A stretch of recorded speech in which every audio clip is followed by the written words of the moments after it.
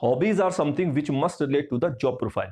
It means जो भी शौक आप बता रहे हैं या अपने हॉबीज जो भी आप बता रहे हैं या इंटरेस्ट आप बता रहे हैं, ये आपकी जॉब प्रोफाइल से सूट करना चाहिए। मान लीजिए अगर आप इंडियन आर्मी में इंटरव्यू दे रहे हैं इंडियन आर्मी के लिए, ठीक है, तो वहां पे आप ऐसा नहीं कह सकते कि listening to music is my hobby. It's okay, ये गलत नहीं है, लेकिन इससे ज्यादा इंप्रेसिव क्या होगा, सर जिम जाना, सुबह को दौड़ लगाना, राइट, अपनी सेहत का ख्याल रखना और स्क्वाट्स करना, रनिंग करना, ये मेरी हॉबीज हैं। तो ये इंडियन आर्मी से थोड़ा रिलेट होता है। लिसनिंग टू म्यूजिक भी ठीक होगा, लेकिन इससे बेहतर ऑप्शन नहीं होगा। In case you are going for clerical job, in that case you can say I am fond of browsing internet and I have interest in typing, क्योंकि क्लैरिकल जॉब में टाइपिंग का और इंटरनेट का बहुत ज़्यादा use होता है। तो ये हॉबी आपकी जॉब से रिलेट करती है। आप चाहे कुछ भी बोलें, आप कह सकते हैं sir my hobby is playing chess, ये भी ठीक है, गलत नहीं है, लेकिन ये रिलेट नहीं हो रहा, ये कहीं ना कहीं आपकी जॉब को ऐड नहीं कर रहा है। तो मेरा मानना यह है कि हॉबी ऐसी बताएं जो आपकी जॉब को ऐड करती हो, जॉब के पैरेलल हो। If you are going for the post of a teacher of English and you are facing interview and the question is as what are your hobbies. अब यहां पर आप बोलेंगे सर रनिंग मुझे अच्छा लगता है, जिम जाना अच्छा लगता है, ठीक है, गुड, लेकिन गुड से बेहतर होता है बेटर, और बेटर से भी बेहतर होता है बेस्ट। तो आपको बेस्ट आंसर आपका क्या होगा? Going to gym is my hobby, good, running in the morning is my hobby, good, listening to music is my hobby, good. लेकिन अगर आप ऐसा बोल दें sir learning new words, learning new vocab, रोजाना नए नए वर्ड मीनिंग याद करना, ये मेरी हॉबी है, तो ये इंग्लिश टीचर के लिए सूट करता है ना, right. Translating the sentences is my hobby, ये आपको सूट करता है। तो बेस्ट हॉबी दीजिए ना जो आपके जॉब प्रोफाइल से बिल्कुल रिलेट करती हो। अब ऐसा ना हो कि आपने जो बोला कि सर मेरी hobby running in the morning है, वर्किंग आउट इन जिम मेरी हॉबी है, टाइपिंग या फिर learning new vocab, word meaning याद करना मेरी हॉबी है। जो भी हॉबी आप बोल रहे हैं उसकी नॉलेज होनी जरूरी है। ऐसा नहीं है कि आपने बोल दिया और बस ऐसे ही बैठ के, नो। आपने बोला कि मैं वर्ड मीनिंग याद करता हूं, तो हो सकता है वो आपसे पूछे अच्छा बताइए आज कौन से आपने वर्ड मीनिंग याद किए थे नए, तो आपको लगभग 10-15 नए वर्ड मीनिंग जो बिल्कुल हाई फाई वोकैब होती है, बिल्कुल लेटेस्ट वोकैब, वो आपको याद होनी चाहिए, क्योंकि आपसे क्रॉस क्वेश्चनिंग हो सकती है। वन, आपने बोला कि सर इंडियन आर्मी में सर मुझे मॉर्निंग में मतलब मुझे दौड़ लगाना पसंद है, ठीक है, जॉगिंग पसंद है या रनिंग पसंद है, तो आपसे पूछ सकते हैं अच्छा बताइए रनिंग आप कहाँ से कहाँ तक दौड़ते हैं, कितनी देर में कितना डिस्टेंस कवर करते हैं, समझ में आ रहा है, कितने महीने से आप अभ्यास कर रहे हैं, आपके साथ कौन कौन मॉर्निंग रन पे जाता है। तो इतने सारे क्वेश्चन हो सकते हैं, ठीक है। तो इन सभी क्वेश्चन का आंसर आपके पास होना चाहिए। एक, आपने क्लैरिकल जॉब में बोला था कि सर मुझे टाइपिंग में मेरा इंटरेस्ट है, मैं इंटरनेट पे बैठना, इंटरनेट का यूज़ करना पसंद करता हूँ, तो आपसे क्वेश्चन पूछ सकता है बताइए टाइपिंग कि में आपकी कितनी स्पीड है। अच्छा ये बताइए कि टाइपिंग की कीवर्ड्स कौन कौन से होते हैं, पहले 5 लेटर्स कौन से होते हैं जो टाइपिंग में सीखे जाते हैं।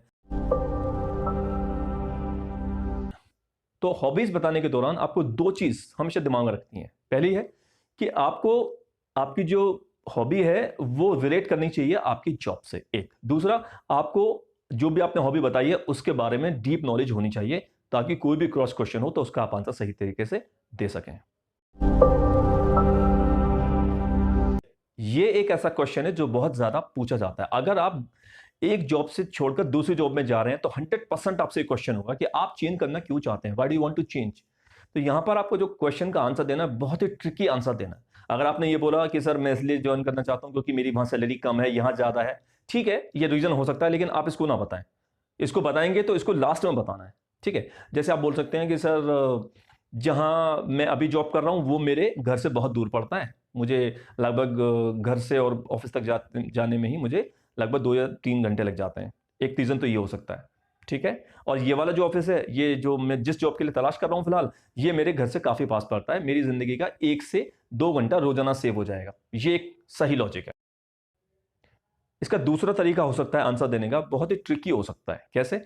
आप कह सकते हैं कि सर लास्ट जॉब जो है, जो अभी फिलहाल मैं जॉब कर रहा हूं, ये जो, या फिर मैंने जो लास्ट जॉब की थी उसमें कुछ भी नया सीखने को नहीं था। 4 साल से लेकर आज तक मैं वही काम कर रहा हूं, same repetitive things, I am not learning new things.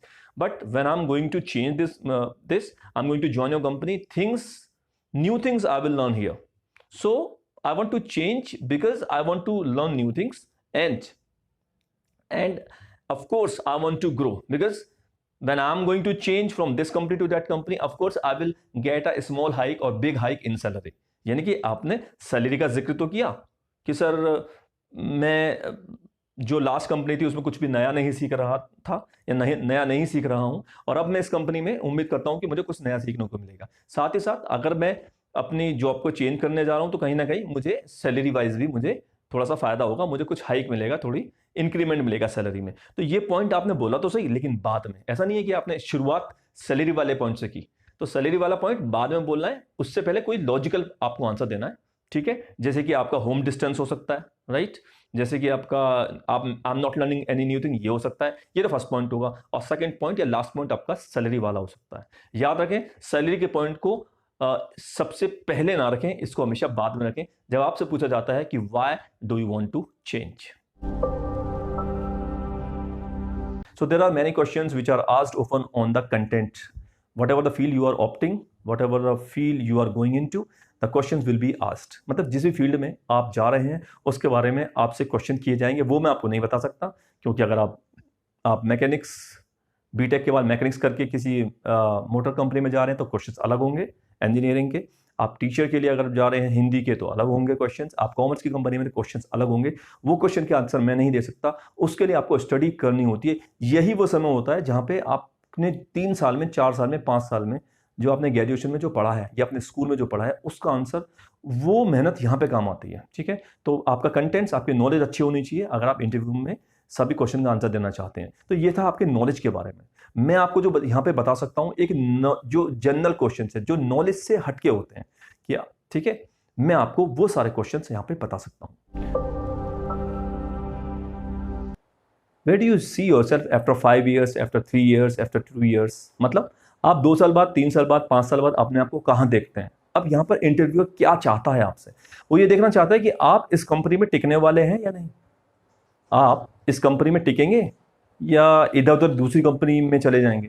तो यहाँ आपको बड़ा सिंपल स्ट्रेट सा आंसर देना, sir I want to be in such a position where I can command. I want to be in the same company. If I am selected here, I would like to stick to this company. Being at a place, we have more weight. Rolling here and there, we never carry weight. कितना अच्छा sentence बोला मैंने, यानी कि एक जगह पर बैठ करके हमेशा वजन बढ़ता है, इधर उधर लुढ़कने से वजन घट जाता है। मतलब आपने हिसाब बोला कि मैं इस कंपनी में रहना चाहता हूं, अगर मेरा सिलेक्शन होता है तो आफ्टर, ठीक है, आप बोल सकते हो after 5 or 2 years I want to see myself in a very commanding position, maybe at the post of team leader, manager, senior manager और president or whatever CEO of this company. So guys, these were all FAQs what I have taught you. यही वो questions हैं जो सबसे ज्यादा पूछे जाते हैं इंटरव्यूज में। और मैं आपको इस वीडियो के बाद ये भी बताना चाहूंगा कि myplacement.in लाता रहेगा आपके लिए अच्छी अच्छी वीडियोस, खासतौर से मैं आपके लिए लेकर के आऊंगा। और नेक्स्ट सीरीज जो वीडियो की आने वाली है उसमें आपको पढ़ाने वाला हूं मैं क्या, SRQs, सिचुएशन रिएक्शन क्वेश्चंस, या तो ऐसे कह सकते हैं, या SRT भी इसको बोला जाता है, सिचुएशन रिएक्शन टेस्ट। आपने सुना होगा ना, इंटरव्यू में पूछ लिया कि बताइए आप कितनी सीढ़ियां चल करके आए हैं, बताइए आपका घर यहाँ से कितने कदम दूर है, कुछ भी अनाप शनाप कुछ भी XYZ पूछते हैं। तो ये जो सिचुएशन दे देते हैं आपको, मान लीजिए आप लिफ्ट में बंद हो गए, लिफ्ट बंद हो गई तो आप क्या करेंगे, तो ये जो क्वेश्चन है इनको बोलते हैं सिचुएशन रिएक्शन टेस्ट या SRT शॉर्ट में, या SRQ, सिचुएशन रिएक्शन क्वेश्चंस। तो नेक्स्ट जो सीरीज आने वाली है, अभी ये इंटरव्यू सीरीज का लास्ट वीडियो था। In the next series I am going to teach you about SRTs and just be prepared to learn all the things. myplacement.in will keep coming with more videos for you and you will keep learning. As usual, I'm going to say to you goodbye and please take care of yourself. Be patient, work hard and get success. Bye bye.